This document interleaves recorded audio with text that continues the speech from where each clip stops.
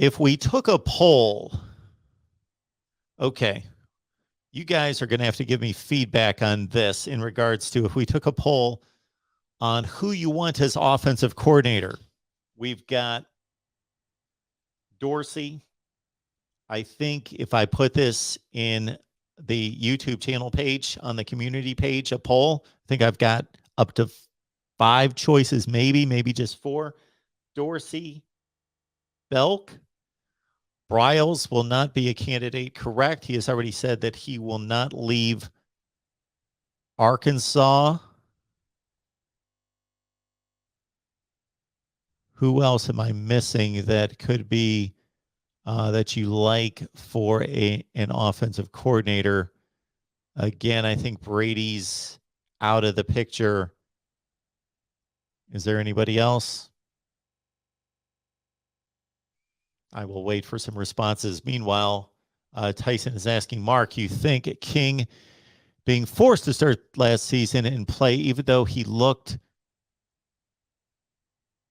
hampered, shortened what Van Dyke could have used as growing games, especially with those one-score games versus North Carolina and Virginia? Well, I got to say, my goodness, credit Tyler Van Dyke, not just for being super talented, uber talented, credit him for basically stepping on the field. And we did see improvement. He started to clean up a few mistakes, but from the get-go, bam. And it was good that his first experience was against, I believe, Central Connecticut State, correct? But he just took off. And can you believe this is how good the quarterback position has been, how much it's been upgraded? That De'Ara King was a top 10 quarterback going into the 21 season. He was roughly a top, I think, in our conversations with the Wholesome One and with Cam, I stated a number of times that I had him in that 10 to 15 range nationally. Top 10 to 15 quarterback in the country, and there's no question. With all due respect to De'Ara King, the quarterback position was upgraded. I don't want to say significantly, substantially, decidedly. I don't think there's any question. Tyler Van Dyke was that good last year. He was that good. So, wow.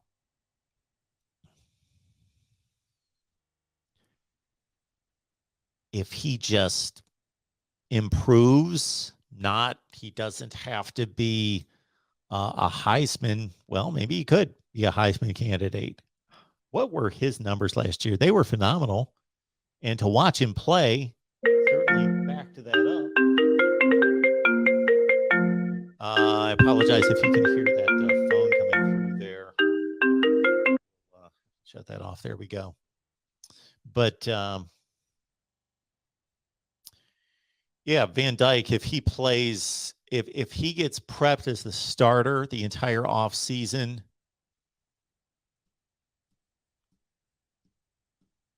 they beat Pitt and North Carolina State, the 2 best teams on the schedule in the ACC. They lost to Virginia. They lost to North Carolina. They lost to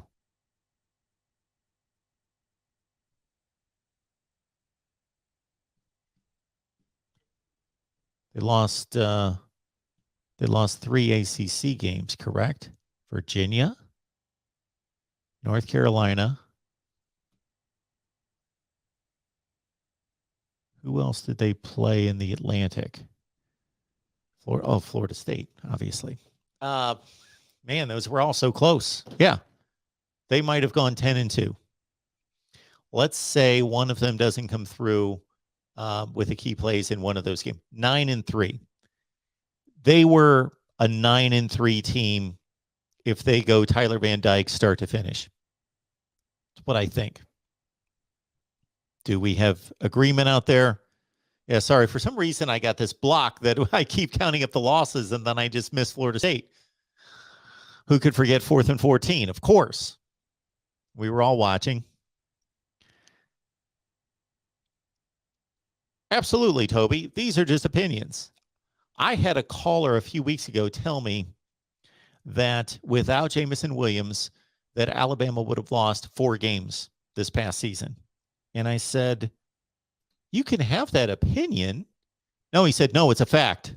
Well, no, it's not a fact. And you would not have believed how insane this phone call was of me explaining to this individual what the difference is between speculation that can't even ever be proven because that's a parallel universe that doesn't exist. Jameson Williams did play for Alabama this past year. They did only lose 1 game. They did go to the national championship game where they lost their 2nd game without him for most of the game. But we will never know. Yes, he was a showstopper, takes the top off the defense, great player. But we don't know, especially for a program like Alabama that hasn't lost 4 games under Nick Saban since his first year, since 2007. That's just an insane comment. So no. I don't state any of these things as fact, or that I know that if this would have happened, that would have happened. No, I will never make dumb comments like that. Oh, I'm sorry, Toby. You didn't mean me. We've got Tyson who says, Mark, I'm surprised T. Martin's name is not coming up more in offensive coordinator discussion. Great college quarterback, great college. Yes, he has been a tremendous coach, both at Tennessee and USC. Where is T. Martin now?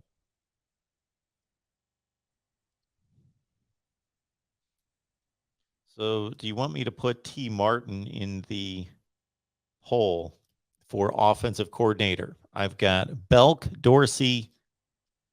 Hang on just a second.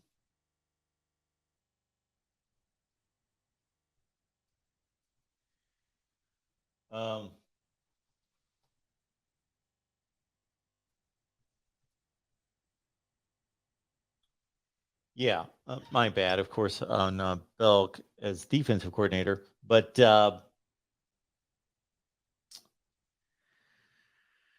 as offensive coordinator, we've got 2 candidates there, Dorsey,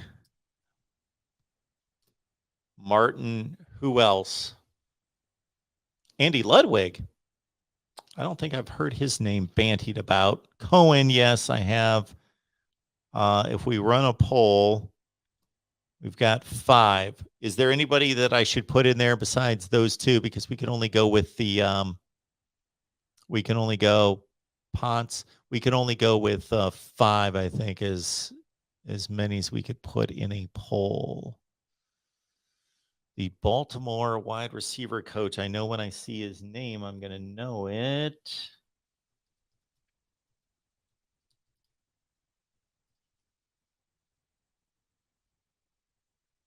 Oh, T. Martin. That's where T. Martin went. He was with USC and Tennessee. So he's moved on to the Baltimore Ravens as wide receiver coach. Okay. Interesting. Okay. I didn't know where T. Martin went.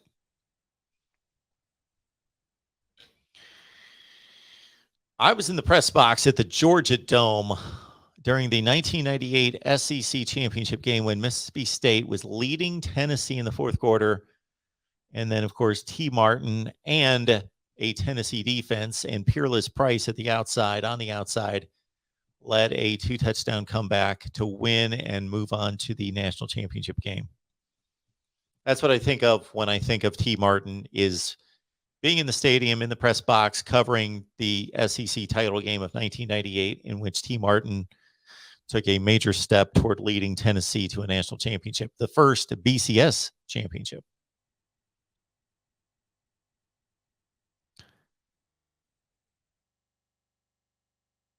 Zach Kitley.